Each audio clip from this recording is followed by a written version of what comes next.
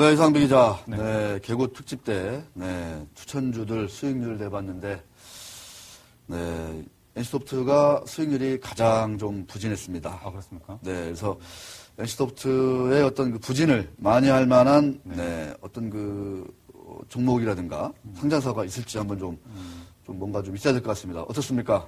일단 NC소프트는, 그 작년 뭐 3분기 정도까지는 네. 블레이드 앤 소울 그리고 길드워 2 이게 곧 나온다. 대작 게임이지 않습니까? 그런데 이게 좀 미뤄졌습니다. 이게 그 게임 업계는 사실 좀 업계를 자세히 아시는 분은 아시겠지만 이게 마케팅 쪽과 전략 쪽과 또 개발 쪽하고 굉장히 알력 관계가 강해가지고 이렇게 좀 미뤄지는 경우들이 종종 있어요. 그런데 NC소프트는 이걸 10년 이상 해왔던 기업이기 때문에 저는 이걸 충분히 극복을 하고 제대로 된 게임을 올해 중에는 분명히 내놓을 것이다 이렇게 확신을 하고요. 그것 때문에 좀 미뤄진 것 때문에 실망감으로 작년 말에 좀 빠졌습니다. 네. 아쉽게도. 근데 이제 올해는 여전히 그 신작 기대감이 여전히 또 남아있기 때문에 야. 그것이 다시 나올 때가 되면 또 작년 3분기 뭐 이때 그런 좀 주가 상승세로 또 다시 시원할 수 있지 않을까 이런 기대를 좀 해보고 있습니다. 알겠습니다. NC소프트는 그렇고, 네. 자, 그래서 오늘은 뭐 그 NC소프트의 어떤 그런 네네. 것들을 좀 이렇게 그 대작할 만한 네네. 뭐 그런 것들이 좀 있나요? 어떻습니까? 그 일단 오늘은 특별히 제가 준비를 했습니다. 특별히? 네, 뭘 특별히 또 준비하셨나요? 왜냐하면 이제 2012년 새해가 밝았지 않습니까? 네. 자, 올해로 우리 유 반장님께서 40을 부록을 이제 맞이하셨습니다. 부록. 40 돌파 기념으로. 진입 기념으로. 네. 40 진입 기념. 40 진입 기념. 부록. 네. 맞이 기념으로 제가 수익률 최고 40%입니다. 네. 최저 40%가 아니고 최고 40% 정도 될 수 있는, 뭐 잘하면 40% 날 수 있는 그런 종목을 하나 추천을 해드리려고 가지고 나왔습니다. 네. 그게 뭐냐? 그게 뭐냐? 일단 그게 있네 또. 유반장님 친구분들이 좀 있더라고요. 유명한 분들이 좀 있나요? 네, 보니까 굉장히 또 닮으셨어요. 친구 유유상종이라고. 네. 정우성, 네. 김원준, 뭐 그리고 또 막 박찬호, 네. 전도연 씨도 있더라고요. 또 동갑 내기 중에. 그래서 뭐 이런 분들이 다 같이 올해 부록에 정우성이 부록 이게 참 안타까운 건데요. 네. 친구들이에요. 네. 네. 어쨌든 그 제가 오늘 가지고 나온 종목을 네. 말씀드리면요. 씁쓸하군요. 그 예전에 2년 전에도 제가 한번 소개를 해드렸던 것으로 기억합니다. 2년 전에? 네, 2년 전에 맞습니다. 제가 MBA 유학 가기 전이었는데 그 이후에 좀 뜬 것 같아요, 주가가.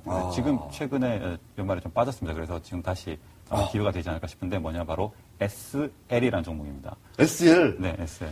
야, 2년 전에 정말 폭발적으로 네. 2년 전에 샀으면 진짜 몇 배 먹었네요. 그러니까 제가 그때 추천드렸었던 그러니까요. 기억하시죠? 예. 네. 그때 기고만장 초창기 때 SL 추천드렸었고 그때 사셨으면 아마 상당히 좀 드셨지 않을까 싶은데 네. 어쨌든 지금도 늦지 않았다는 생각이 들고 일단 왜냐하면 기존에는 현대 기아차 이쪽에만 주로 납품을 하지 않습니까? 네. 뭘 만드는 회사냐면 자동차 보통 헤드라이트라 그러죠. 헤드램프, 전조등입니다. 앞에 빛 쏘는 거 밤에 이제 그렇죠. 밝혀주는 건데 거기 현대 기아차 헤드램프의 85%를 SL이 납품합니다. 오. 거의 뭐 현대 기아차가 많이 팔린다. 그럼 SL 보시면 되겠습니다. 오. 그런데 그것만 하는 게 아니고 이제 제네럴모터 세계 최대 자동차 업체 아닙니까?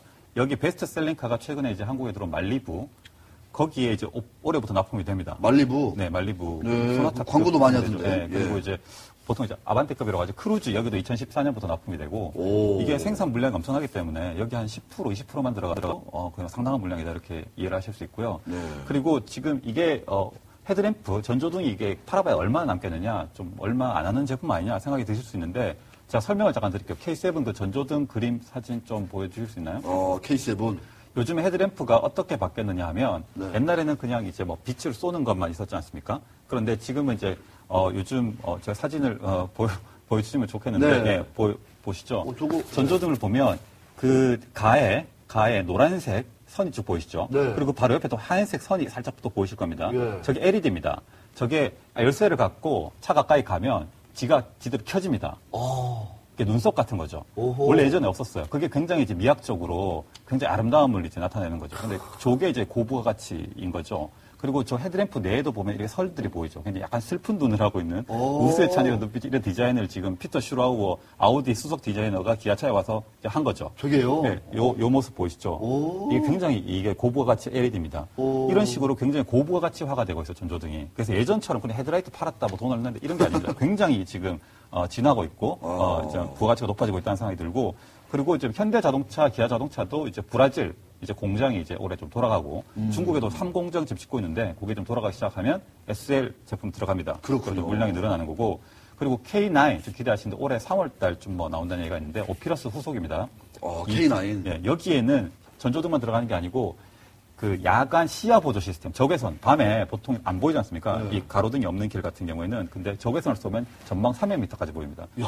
이게 하이빔 쏘는 것보다 더 멀리 보입니다. 그리고 아예 감지를 해냅니다. 동물과 사람을 그다음 물체를 구분해냅니다. 이걸 옆에 딱 띄워주는 거죠. 굉장히 고보 가치입니다. 예. 이게 들어가고 전자식 변속 레버.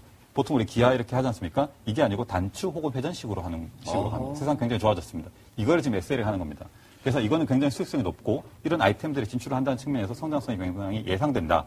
뭐 이런 생각을 해보고요. 네. 그래서 그 증권가에서는 올해 실적을 분석을 하기를 매출액은 한 작년보다 10% 좀 늘고 영업이익은 뭐 한 20%, 30% 이렇게 늘지 않을까 이렇게 유진투자증권은 이렇게 좀 예상을 하고 있습니다. 그렇군요. 주가도 타이밍이 좀 지금 좀 많이 좀 빠진 상태라서 네, 그렇죠. 네, 우리 이상비 기자가 적절한 시기에 네. SL을 좀 한번 소개를 해주신 것 같습니다. 최대 40%. 네. 최소 40%가 아니라 최대 40%. 불혹 40%. 네, 알겠습니다. 근데 불혹 혹하지 않는다는 건데 요새 하루에도 수십 번 혹하고 있습니다. 그 옛날 부록하고 지금 그렇죠. 사심하고 또 다르죠. 네, 알겠습니다. 자, SL. 아, 이제 헤드 전조등 이런 것들이 이제 아주 고부가가치 제품으로 가는군요. 네, 알겠습니다. 자, 뭐 불혹 기념 최대 40%는 그렇고, 자, 오늘 준비해 오신 얘기는 어떤 겁니까?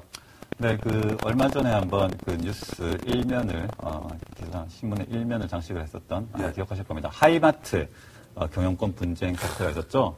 그 원래 유진 기업이 인수를 해서 지분 한 31% 정도 갖고 이제 최대 주주가 됐는데, 보통 이렇게 경영권을 매각을 했으면 이렇게 최대 주주 지분을 가져갔으면 경영권 가져가는 건데, 선정구 회장께서 경영권을 좀 보장을 해달라, 지분 한 17% 정도 갖고 계신데요. 이분께서 이제 경영권을 요구를 하면서 둘이 분쟁이 붙어가지고, 그러면 오케이. 둘 다 팔자. 이렇게 된 거죠. 그래서 이제 물량이 이제 나옵니다. 이렇게 매물이. 참 애매해요. 아니, 애매합니다. 그런 경우도 있나요? 그러니까. 월가에서 그 MBA를 하고 온 우리 이상배의 기자의 관점으로 그런 식의 어떤. 뉴욕에서는 상상도 할 수 없는. 네. 좀, 아무튼. 아니, 대주주면 경영권 가져가는 게 맞는 거 아니겠습니까? 그렇죠. 그렇죠. 근데 그걸 어떻게 지금, 저는 참 보면서, 야, 이런 일이 다 있구나. 네. 완전히 그 으름장, 배짱, 뭐, 그냥 막 가자는 거 아니겠습니까, 그게? 근데 뭐, 이분이 또 기업을 일고 오고, 또 조직도 장악하고 있고, 뭐, 이해를 못할 바는 아닙니다. 애착도 있고. 근데 이제 기본적인 뭐, 자본주의 논리라는 게 그런 거 아니겠습니까? 최대 주주면 경영권 행사하는 건데, 좀 어쨌든 아쉽게 됐고요. 그래서 일단 매각을 이제 추진을 하고. 지분을 매각하고 이제. 네, 지분을 이제 매각을 하기로 했는데, 근데 이제 지금 제일 열심히 인수자를 찾기 위해 뛰어다니는 사람이 선 회장입니다. 선 회장께서 지금 열심히 찾아다니고 그러니까 경영권을 보장만할 만한 인수자를 찾는 건가요? 네, 좀 가급적 그렇게 하기를 원하는 거죠. 근데 상식적으로 예컨대 지금 전략적 투자자로 주목을 받고 있는 게 이제 롯데 그리고 이제 뭐 GS 맞습니다. 신세계 뭐 이렇게 있습니다. 근데 이제 GS는 한번 2007년도에 하이마트 입찰 들어가서 1위를 했습니다. 네. 그런데 인수를 안 했어요. 왜 안 했겠습니까? 선 회장이 경영권을 요구했기 때문입니다. 안 했죠. 네. 근데 지금 선 회장이 계속 경영권을 요구하면 GS가 인수를 할까요, 안 할까요?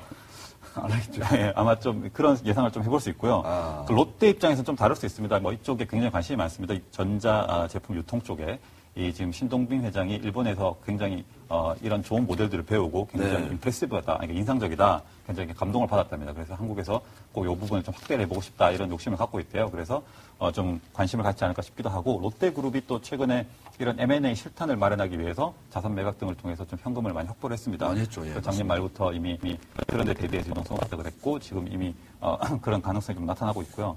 신세계 같은 경우는 조금 들여다는 보겠는데 지금 가격 시장에 나오는 얘기가 좀 비싸가지고 사긴 좀 그렇지 않느냐. 이게 지금 시가총액이 한 1조 8천억 9천억 되니까 지분 한 54% 이렇게 팔면 대충 1조 가까이 되거든요. 1조 정도 되겠네요. 이건 좀 비싸지 않냐. 신세계 좀 그렇게 보고 있는데 그래도 가격이 좀 맞고 혹은 또 경영권이 보장이 되고 이러면 팔 수 있지 않겠냐 이런 생각이 듭니다. 그렇군요. 그럼 이제 선정구 회장 입장에서는 그러니까 그 재벌 쪽으로 이렇게 팔게 되면 본인의 입지가 그만큼 좀 크지는 않을 것 같은데. 그렇죠. 그렇다면 좀 다른 쪽을 많이 알아보고 있나요? 어떻게 좀 지금. 네, 보통 우리가 이제 M&A에서 얘기하기를 전략적 투자자, 보통 스트래티지 인베스터라고 그래서 SI라고 그러고, 재무적 투자자, 파이낸셜 인베스터라고 그래서 FI라고 하는데, 보통 이 전략적 투자자, 기업을 하는 입장에서는 경영권을 당연히 가져가야 되겠죠. 시너지도 내야 되고, 뭐 조직 개편도 해야 되고, 그런데 FI, 이 프라이빗 에쿼리 펀드 같은 PEF 같은 쪽 사람들은 경영권 뭐 그냥 기존 경영진에게 맡기고 어쨌든 기업 가치만 높여주면 좋겠다 이런 사람도 많습니다. 그래서 선 회장 같은 경우에는 아마 이런 PE 이쪽에 관심이 있지 않을까 싶긴 한데 네. 그리고 특히 이 하이마트 같은 경우에는 기본적으로 부동산을 기본으로 하는 사업 아닙니까? 그렇죠. 그리고 자산 가치가 일단 꽤 있는 거죠. 있죠. 이런 걸 굉장히 PEF가 더 좋아하고 또 현금 흐름도 더 양호한 안정적인 소매 업종이기 때문에 PE 쪽에서 관심을 갖지 않을까. 그래서 선 회장과 어떤 교감이 맞는 그런 이제 PE가 등장한다면 충분히 인수 후보로 떠올 수 있지 않을까 생각을 해봅니다. 이 하이마트 지분 매각은 언제쯤 좀 뭐 구체화될 것으로 이렇게 좀 예상을 해볼 수 있나요, 우리가?